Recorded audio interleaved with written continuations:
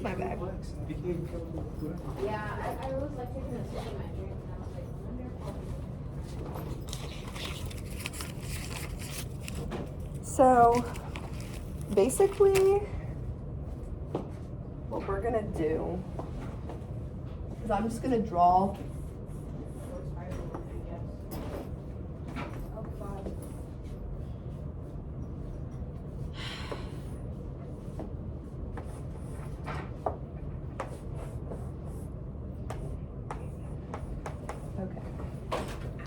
So for the quiz, you're going to be having these problems where she's basically going to ask you to rank boiling point and solubility.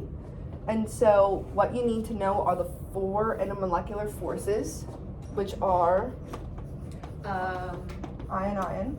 I'll give you that one. Ion, dipole, hydrogen bonding, and dispersion forces. Mm-hmm.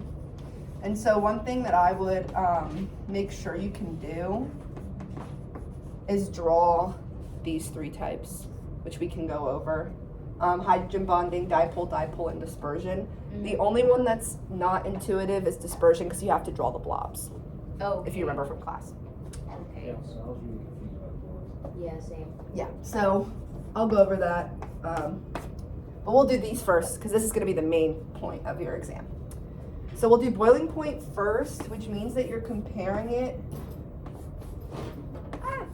to the same, it's literally the same molecule itself. Okay. I vaguely want to, I think there's let me do this.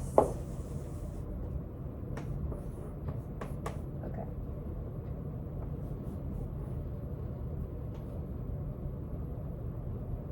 Can you see what I'm trying to do? Yeah.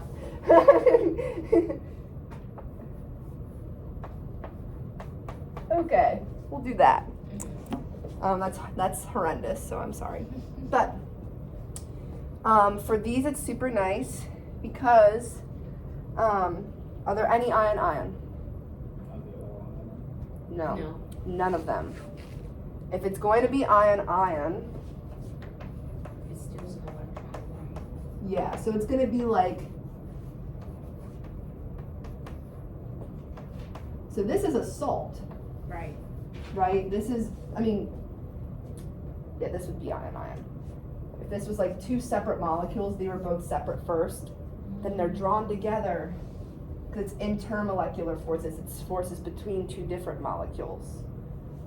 It's different than ionic, because ionic would be this. Okay. So I was just, yeah, the electron, one's taking the electrons, one's not. Yep. So what's nice about these is that ion will always be no. What's also nice about these is that dispersion will always be yes. Right, because all of them.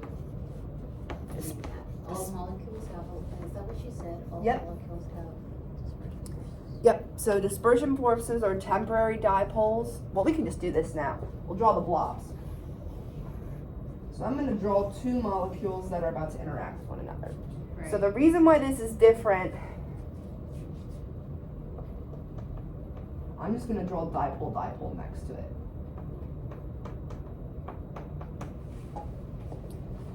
This would be a dipole attraction up here because you have that electronegative atom. And so these dipoles are permanent because the oxygen is always in the molecule. So this is dipole. Wait, explain the oxygen. So if you were to look and see what has dipole bonds, right? You're looking for any molecule that has polarity. Okay. So like for these are polar. Right. They're going to experience dipole. Okay. This is also polar. Yeah. Dipole. These do not have permanent dipoles like this does. Is it because it's not polar? Yeah, because it's not polar. Okay, yeah. So dispersion forces, what they are,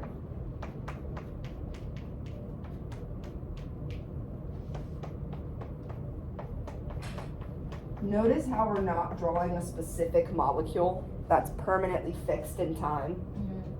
This is because, I mean, again, this is permanent. This is a temporary dipole. So there's a temporary positive and a temporary negative.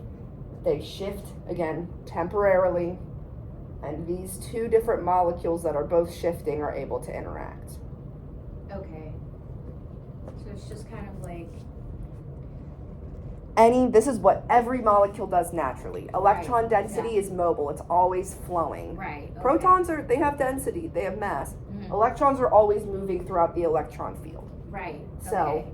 like, again, like this, these electrons are stuck in place. Right. That is a permanent, oops, I got rid of one. That is a permanent dipole. This could be this molecule right here. Mhm. If all of the negative is down here, that means the negative will be down here for this one. Mhm. So, if she were to ask you to draw any of these, right, this is how you draw dipole-dipole. You could also draw it underneath, doesn't matter. Dispersion, ion-ion. And then hydrogen bonding is easiest to do when you're looking at solubility, because you can have water. Okay. But we'll look here, we have one more row left. So what's super easy is these two, this one will almost always be no. Again, if there's a positive or a negative charge, then that one has the highest boiling point, Okay. right? If this were suddenly had a yes, and it was all yes, this would clearly have the highest boiling point. More inter-electron forces equals higher boiling point. Yep. So hopefully what's nice about these, this will always be no, this will always be yes. This is the only tricky part. Hydrogen bonding requires that one of the molecules has a hydrogen bonded to an FO or N. Mhm. And so you look at both for this. Do either of these have a hydrogen that is bonded to an FO or N? No. No. Is there a hydrogen? No. Yes. And so that would be a clear yes. So that one would have the higher boiling point. Yep. So that has higher boiling point. First, second, third. What? First, First, second, third. Yep. And so, does that make sense? Okay. I'm gonna just move to solubility. That's all I have to do. And look, I'm gonna keep the two. Yeah, I'm so disappointed that I'm making this chalkboard so dirty. It was so clean. But it's fine. It's fine. It's for education. So,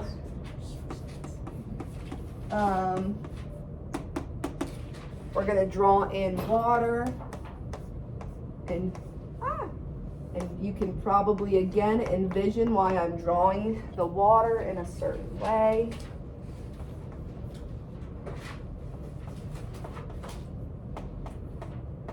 So just a reminder, what is the shape of water? Bent. Bent. Bent and tetrahedral are technically the same. So if you think about it. That's 4. 1, 2, 3, 4. Oh.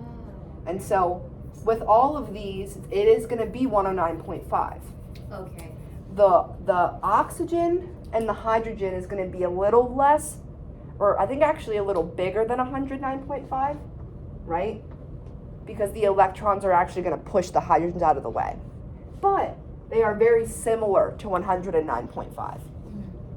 So the only difference between that and tetrahedral is that there's electron density that is giving it that bent shape, pushing the hydrogens down. Okay. So then if we look here, we could do dipole-dipole because that's the easier one. One of these is polar, one of these is not. So you cannot have a dipole-dipole. Are both of these polar? Yes. Yes. As long as both of them are polar, it can have dipole-dipole. Are both of these polar? Yes. Yes. They both can have dipole-dipole.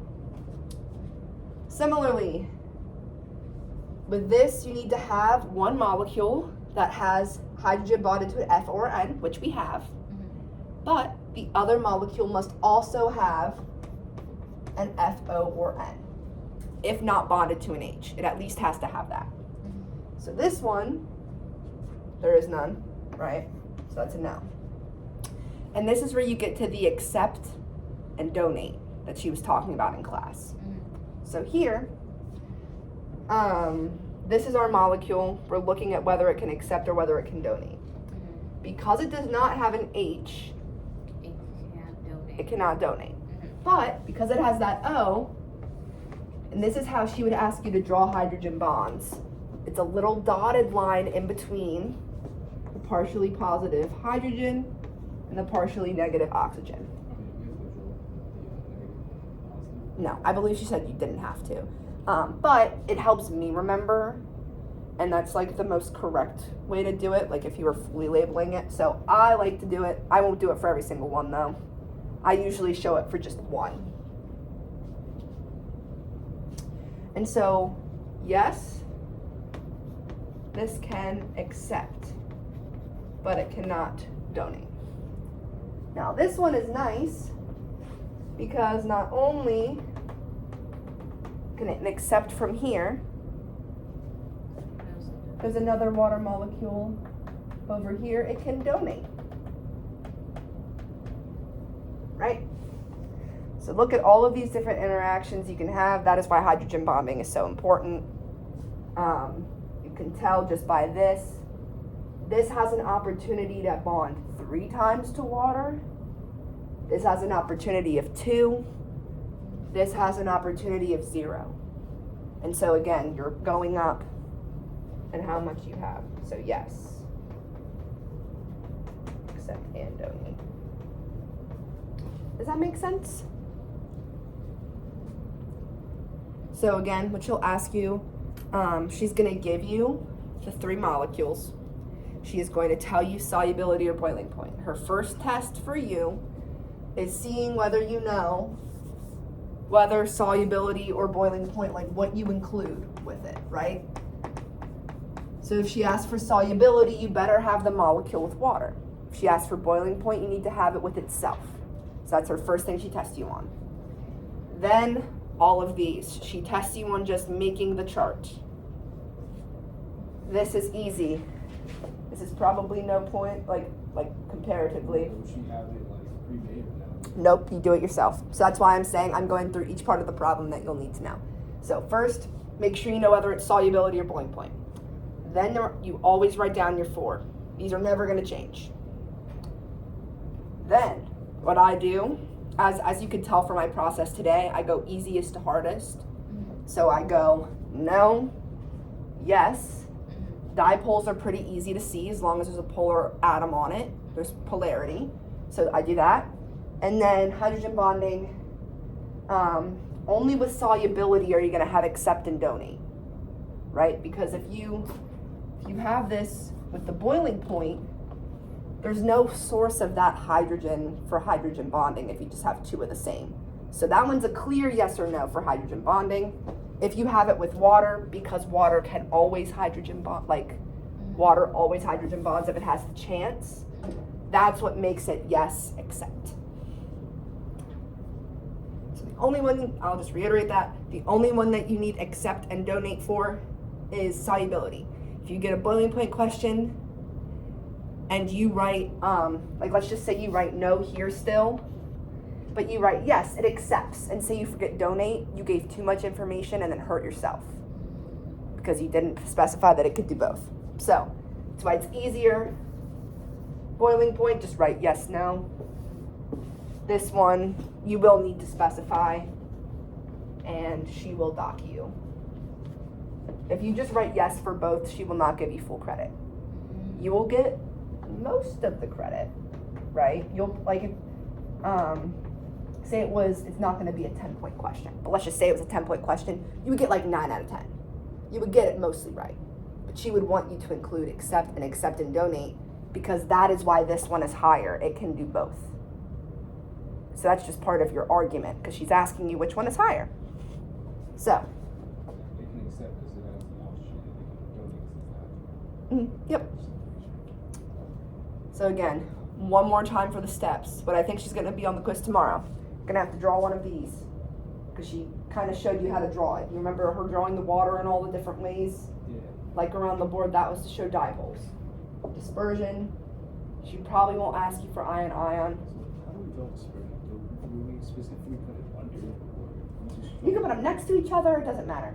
As long as you're showing. What I would also do, just to even emphasize the point even further, is just draw arrows to show that there's interaction going on. Yep. Like, see how my arrows clearly indicate the side too? The more specific you can be, the better.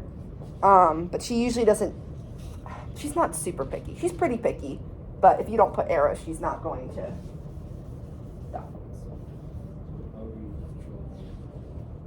Hydrogen bonding, just like this, right? So there's that little dotted line in between them.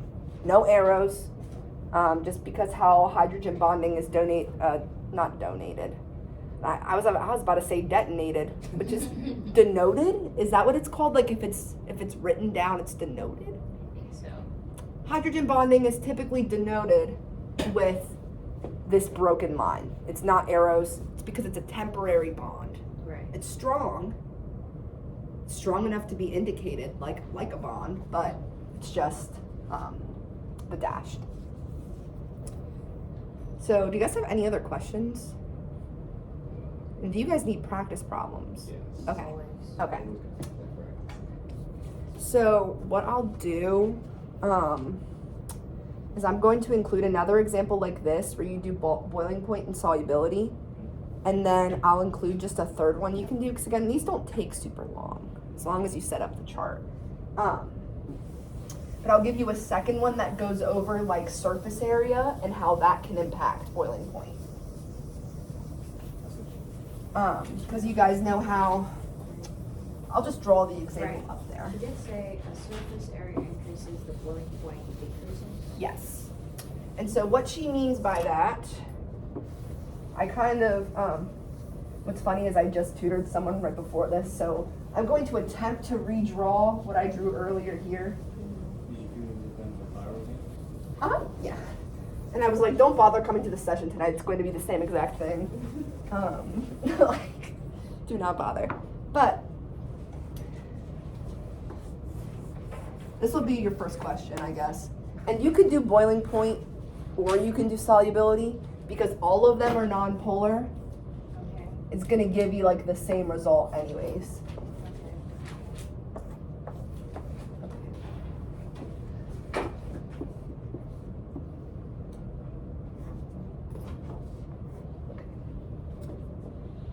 So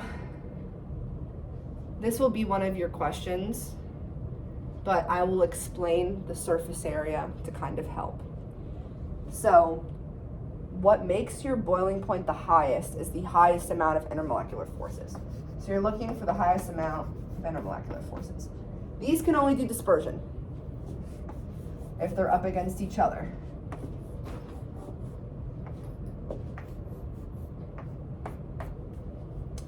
And so what each of these is going to look like, are you ready for my trash drawing?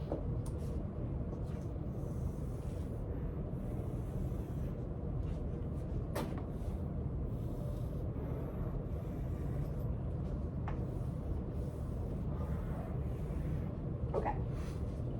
So I kind of exaggerated for the point of my metaphor. But do you see how surface area increases as branching increases? Because you're going up and below. And so the amount of space that it's taking up, like the overall surface area that it's covering, that makes the intermolecular forces decrease. Because if you're a big blob like this, you can maybe interact here. These are blocking each other. You can maybe interact at the ends, but you're not going to get much interaction because you're taking up so much space. I like to compare this to like spaghetti noodles and sticks. It's like if you're making spaghetti and you, like, it's impossible to just grab one noodle. If you're picking it up with your fork, like you're twirling it, you're getting every single noodle possible. Because they're able to get really close up together and they're able to have tons of points of interaction. They're not being obstructed by any of these groups in the way. Now this one is obviously the medium, but I feel like between these two, it's really clear.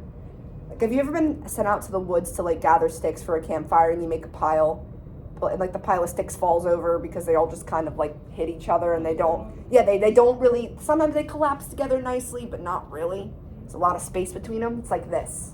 They're not able to weave in close together. It's like a snake versus a mammal. Like, you see snakes curling up together in a ball. If you try to do that with a human, that'd be weird. Especially since we have, like, it's because we have limbs. So. We had an animal question. Oh, yeah. Yeah, it was just like, what animal do you think you are based on your characteristics? Yeah. We were talking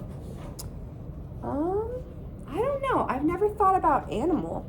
I've been classified by Hogwarts House, Same. right? Same. So, Wait, Griffin which- Claw. Griffin. I'm a Griffin Claw. Gryffindor. Yes. Like So what? Gryffindor and Ravenclaw. Because I've taken the Palmer quiz like a billion times. Yeah. But I usually go Gryffindor more. But I get Mhm. both enough consistently. Like Yeah. one that I'm never a Slytherin. Right. I get Hufflepuff like, Occasionally. yeah, that's Yeah. like an occasional sprinkle. But the two that I get the most are that. I'm a Ravenclaw. A lot of my family members are also like Gryffindor, Ravenclaws. The rest of my family are all Slytherins. Interesting. Yeah. And like they're all super successful, like super driven, but all Slytherins. Yes. And it's very obvious. Yes. I'm like, Yeah, oh yeah, my for gosh. sure. I'm like, oh my gosh. You guys, oh. Yeah, I mean, but do you guys think I was an animal? Do you have a suggestion? I don't think I know you enough for that. I know, it's like, I don't know what animal I would be. I was like, he asked me the question. I still haven't settled on one. I thought I'd be like a woodland animal, and I'm like, I think I'd be like not a beaver, but like a crafting type of animal, but like something small and crafty. so. I said a rat. Like a You huge. called me a rat, did you? Like, what about a woodland mouse? Like, Like a field mouse. yeah, like a field, like, or not necessarily a field mouse, but one who lives in like logs. Oh, And it's like yeah. cute like that. That's what I mean by a mouse. I'm like a jumping mouse that, Yeah. not like a rodent, not a rodent. But That's crazy. but do you guys have any questions about this? Sorry for the. So This would have the highest boiling point. It says the lowest amount of surface area, right? So the lowest has the high surface tension has the lowest. So the highest intermolecular forces has the lowest surface area. Yeah. Sorry. I need to break that. So again, think of if you really forget, just think of eating spaghetti. That's usually the analogy I go with when attempting to teach it. The sticks doesn't land as well, but that's like the only thing I can think about. But spaghetti works. So I'm gonna erase this and then draw your second problem.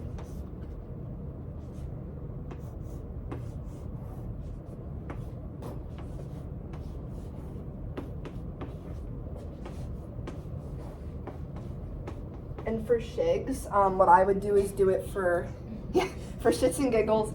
I would do it, I would do boiling point and solubility for this one. This one you can do boiling point. I feel like that hits the point home about surface area. But this one you should try and do both. It'll be very similar answers, but the way that you analyze the problem will change. And I know you probably have not seen this group yet. Yeah.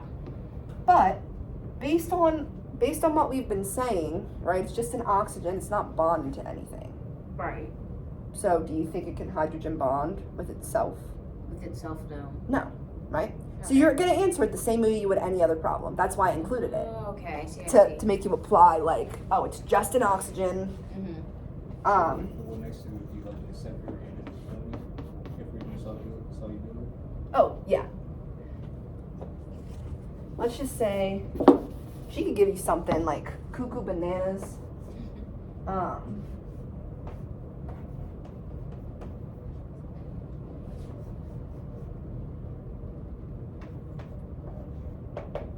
She could give you something like this, My goodness. right? And I included this because it has FO or N. Mhm. This is just a different molecule. And if you had to guess, So that would be the acceptor, the other would be this would be the donator? donator. No, the acceptor, Yes, this would be the acceptor. and that's the donator. This is the donator because it has hydrogens. Yeah. That's actually a little forward lesson. Because we'll actually learn about these. Wait, so because that's an N, so it could probably accept both the H's, and then that would become an amine. That would be an amine. Because this is the NH2. Yeah, this is an amine. Yeah. So if it donates the H's to that one, that becomes an amine. I don't know, girl. Oh, I don't- okay. My brain is not on that right now. Okay, Great- that is okay. That is an enrichment question. Okay. I guess. Yes. I'm gonna say yes. That is an organic reaction. Okay. Do I remember the mechanism? No. Okay. That is okay. But if you had to guess, this is just another enrichment problem.